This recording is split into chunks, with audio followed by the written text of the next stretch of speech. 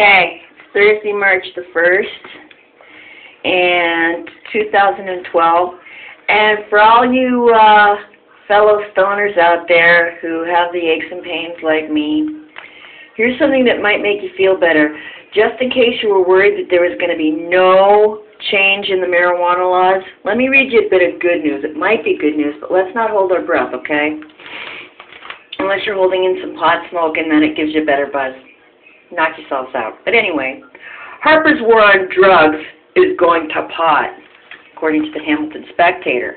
Ottawa, the Global Commission on Drug Policy says it's very weird that Canada is taking a tougher line on marijuana when governments across the globe are reconsidering the war on drugs. In an open letter Wednesday to Prime Minister Stephen Harper, the Brazil-based commission calls on Canada to stop pursuing the destructive, expensive, and ineffective prohibition of pot. Louise Arbour, former Supreme Court of Canada judge, former Brazilian President Fernando Cardoso, former Swiss President Ruth Dreyfus, and Virgin Group founder Richard Branson are among the signatories to the letter that warns Canada is repeating the same grave mistakes as other countries. Building more prisons tried for decades in the United States under its failed war on drugs only deepens the drug problem and does not reduce cannabis supply or rates of use. It sure doesn't.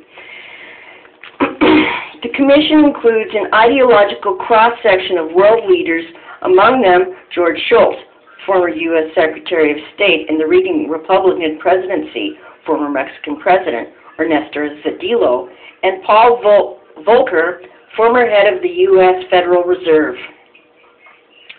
The reservations are aimed directly at the conservative government's omnibus crime bill, currently nearing passage in the Senate. I think it's about to be passed. Okay.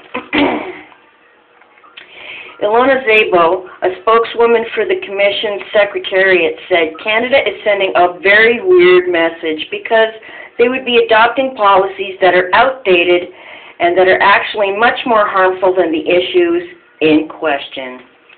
The Commission argues that the first-hand experience globally has shown that violent, illegal markets are the inevitable result of pot prohibition and can't be fixed with tougher laws. That's right, they can't. People are going to smoke anyway. We're going to smoke anyway. So guess what? And Ilona Szabo, I love you, and I'd like to shake your hand and maybe spark one up with you. So there's a bit of good news for all of us stoners out there. Fingers crossed. Stephen Harper, wake up!